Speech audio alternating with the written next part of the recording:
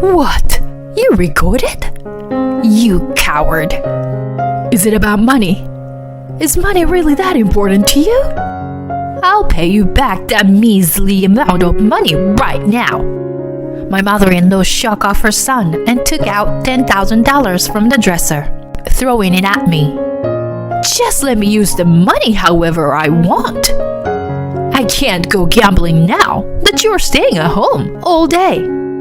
I was overwhelmed by her force, but my sister-in-law managed to subdue her. I'm sorry for doubting you, Paula. Let me take responsibility for this mess myself. My name is Paula. I met my husband Titus when we were both in college. I remember him coming up to me and saying he had fallen in love at first sight. I had also fallen for him at first sight, but I was too embarrassed to say so and kept my feelings to myself. I was drawn to his ability to express his emotions so openly, as I tended to hold back in social situations. So when he proposed to me, I was overjoyed and said yes on the spot. Now, our life as a married couple is very happy, but there is one thing that troubles me: my mother-in-law. My husband hardly ever goes back to his parents' house since his father passed away, so we only see her a few times a year. But 2 weeks ago, she got injured and is now temporarily living with us. Paula, I'm sorry for causing you trouble. At first, I thought she was a calm person, but problems arose shortly after we started living together. Paula, I need to talk to you. When I came home that day, my mother-in-law had a serious expression on her face. What's wrong? Are you okay? Well, my mother-in-law told me that she had debts and caught up in a scam. Oh, I think you should talk to Titus about it. No, that's absolutely not allowed. Why not? Actually, according to my mother-in-law, she was scammed in the past, and at that time, she was blamed by her husband and son. Can I ask what the contents of the scam were? Oh, well, a person claiming to be my son called and said that he had hit a luxury car with his bicycle and was being asked for money. But at that time, I couldn't bother my husband and thought it would be easier to settle it with money if possible. I see. But how old was Titus at that time? I think he was in high school. Wait, she mistook her own sons whom she sees every day? I was so frustrated at that time, not just about Titus, but also about my husband's work. I couldn't just stand there and do nothing. Besides, if this incident also caused trouble for Titus, I still can't say anything. Was Titus's name brought up again this time? Sort of. He didn't claim to be Titus, but he said he was being charged with adultery and was being asked for compensation. That's why I couldn't tell you at the time. My husband wouldn't cheat. That's impossible. I trust him. There's no way he could do something like that unless he was serious about someone else. And he would definitely tell me everything without hiding anything. Did you borrow that money by taking out a loan? Yes, but I'm not working. So borrowing $30,000 was the most I could do. I felt a chill down my spine hearing that. Where did you borrow the money from? Could it be from a loan shark? That's a bigger problem than being scammed.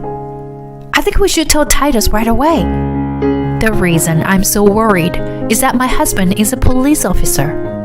If he finds out that a family member got involved with a loan shark, Titus's career could be ruined. Don't worry, I'm not that stupid. I just borrowed from a friend, so it's okay. Oh, I see. So, the reason you were telling me about this? Well, I was wondering if you could lend me some money. You see, I'll receive my pension in a month. so I can pay you back then. Please, keep this from Titus. I promise to pay you back. I couldn't refuse my trembling mother-in-law. I would never fall for such a scam, but there are many people like my mother-in-law who have been victimized. They are the kind of people who are honest and always think of helping others first. And my mother-in-law is probably one of those kind-hearted people too. I understand. Then, let's return everything at once. I want to tell Titus about this. But please, be careful from now on. If you receive another call like that, please contact me first. Thank you so much, Paula. But for this payment, $10,000 is enough, you know? Because if we suddenly pay the full amount, she might think that I had the money all along. I want to handle this properly, since we will continue to have a relationship with her. Oh, is that so? So, could you lend me $10,000 for now? Oh, okay. I thought I didn't really understand what my mother-in-law was trying to say, but as long as her debt was paid off, there wouldn't be any problem. At that time, I considered my mother-in-law's feelings and couldn't tell my husband about it. A while after this secret conversation, I became a full-time teleworker. But this change in my daily life revealed my mother-in-law's true nature. Paula, are you off work today? No, I'm working from home starting today. Is that so? Don't worry. I will work in my room and prepare my own lunch. Please use your time as usual. Really? Thank you. Although I tried my best, my mother-in-law's face was still cloudy. It was understandable, since I was going to be at home all day, which was a change from my mother-in-law's usual routine. However, I was too busy to leave my room except for using the bathroom and eating lunch.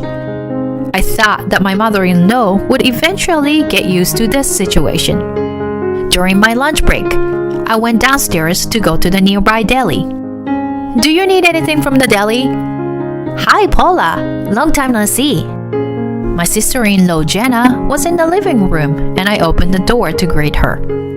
Hi, Jenna. How have you been? I'm going to the deli. Do you want me to get you something? No, thanks. Okay. Mother, do you want anything? Oh, then can you please get me some coffee? Sure, I got it. I met my sister-in-law for the first time in several months. It's wonderful to see how close they are as a family. However, since then, my sister-in-law has been visiting her parents-in-law's house most every day. If she can come and check on her mother-in-law every day, isn't it necessary for us to live together, even if it's for a limited time? I'm beginning to wonder if there is any meaning to our cohabitation. Hey, Titus, about your sister? That day, I told my husband about Jenna. Huh? She comes here every day? Yeah, she sure does. Then, what's the point of us living together? You think so too, right? Yeah, I mean, Mom is surprisingly energetic. Yeah. And besides, it seems like she can't relax since I started remote working. It's not like anything bad is happening, but I feel bad making her worry about me staying all day. So I've been going to the deli to buy lunch every time. And I even asked them if they want anything. Paula, are you getting paid for that? Huh? No, I'm not. I never asked. Well, we should charge them for it. Your mother is paying off debt. I can't accept money from her like that. When I fell silent, my husband headed to his mother's room. Mom! What? Don't startle me like that. Don't take advantage of Paula. What are you talking about? I shook my head vigorously behind my husband towards my mother-in-law. If you want us to do the shopping, please pay us properly. No, Titus, it's me. I went to the deli without asking. Doing things like that without proper communication is not good. Let's establish clear boundaries for these things. Mom, do you understand? Yes. Also, I heard that Jenna comes here every day. Titus continued. It felt like I'm tattling on my husband. But please think about how it affects me to see her every day. Even though I love my husband's straightforwardness. If Jenna can come here every day, then what's the point of us living here? She just come by to check on me, but always leave quickly. You're lying. I can hear that conversation through the wall. Anyway, if Jenna can make time to visit so often, we need to sit down and talk. How about this weekend? The next day, as I was about to take off to grab some lunch, my sister-in-law stopped me. Paula, I have something to tell you. Yes? You buy lunch at the deli every day, don't you? Yeah, I do. That's unfair, isn't it? Hey, Jenna, stop it. Mom, you can't say it, so I'll say it. Paula, that money belongs to my mother, doesn't it? You're unbelievable. Excuse me? I was hit with words I never imagined from my sister-in-law. Is this money my mother-in-law's? What is she saying? All the money I used to buy lunch is from my own earnings. What are you saying? Paula, you've been cooped up in your room all day, doing nothing, right? Huh? That's not true. I'm actually a full-time employee, you know? My job can be done with just a computer. So I became a remote worker. Wait a sec. Let me bring my laptop. Here. This is how I work. I'm just currently on lunch break, and I do work every day, you know? My sister-in-law stares at the laptop screen. Mom, what's going on? No, that's what I wanted to ask. Enough already. Paula, don't drag my daughter into your lies. Huh? I'll tell you straight today. You've reached your limit. Get out of this house right now. I'll forget the money I lent you. You won't be able to pay it back anyway, will you? Huh? But I am the one who lent you the money. Wait, what's going on? Paula, you got scammed, right? Oh, I see. That's when I realized that I had been deceived by my mother-in-law. Okay, I understand. I will leave. I'll be out by the weekend. Anyway, my lunch break is over, so I'll excuse myself now. After that, I lived without seeing my mother-in-law, or rather, she seemed awkward and avoided me. I only told my husband that we were moving. He was curious about what happened, but he understood when I said I would tell him everything after it was all over. On the day of the move, my sister-in-law appeared. Paula, I'm just worried. Did I do something disrespectful to you? What? What's going on? You're on this too, Jenna? Tell me what's going on. Well, never mind. We finished packing, so it doesn't matter anymore. I told them both the truth calmly. What? I heard the same thing from my mom. But Paula, you were the victim in her story. I heard that she was scammed twice, but she asked me to keep it secret from you, Titus. How much money did you give my mother? I gave her $10,000. And I was planning to give her the remaining $20,000 next month. What? Oh no. Could she be? My sister-in-law rushed to my mother-in-law's room. Are you still gambling, Mom? What? Why are you suddenly asking me that? I'm not gambling. Then what about the story that you lent money to Paula? You said it yourself, Mom. Did I say that? I've been forgetting things a lot lately, you know. Maybe I should go to the hospital. Jenna and my husband are giving their mother cold looks. You borrowed money from me, remember?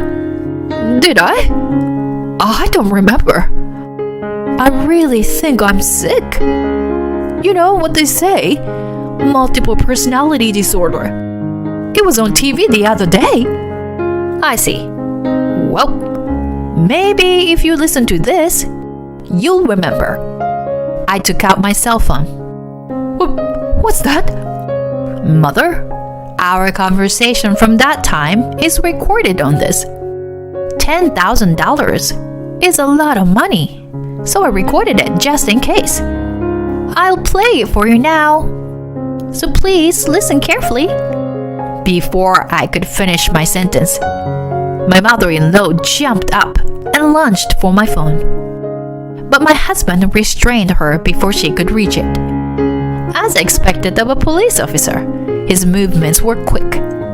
How dare you record me? You coward! Is it about money? Is money really that important? Here, take this damn money! My mother-in-law shook off her son and took out $10,000 from the dresser, throwing it at me. I can't go gambling now that you're staying at home all day. I was overwhelmed by her force, but my sister-in-law managed to subdue her. I'm sorry for doubting you, Paula. Let me take responsibility for this mess myself. Before I could answer, my sister-in-law took action. You idiot! You went and wasted the money you borrowed from someone. What? Where did my sweet sister-in-law go? I looked at my husband in surprise.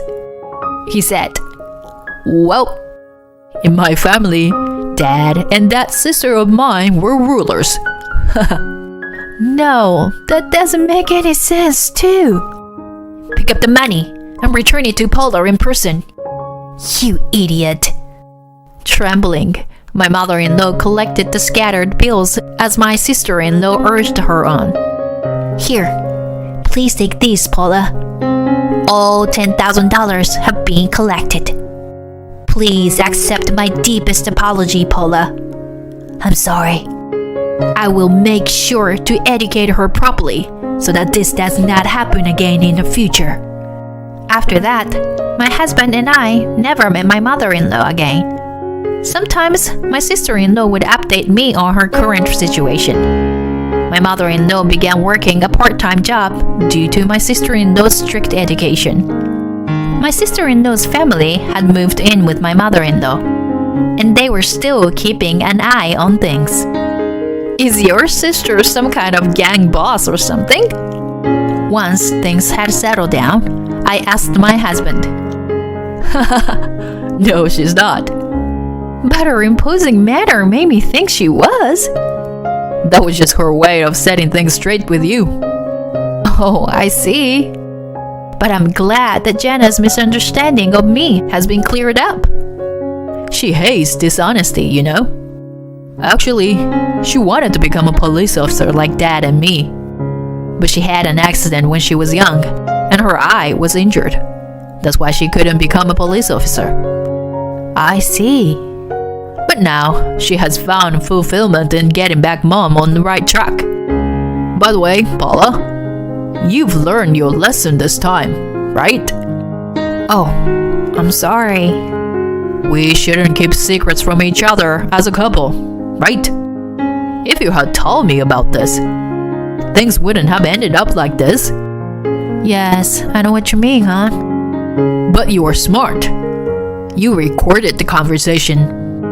Oh, about that? Actually, I didn't. Huh. So luck was on your side, huh? By the way, Jenna's crackdown was super entertaining. Yeah, right? I wish I had recorded it. We laughed while remembering the events of that day. If we learned something from this horrible experience, it is not to keep secret from each other. I have promised myself that from now on, I will consult my husband about everything.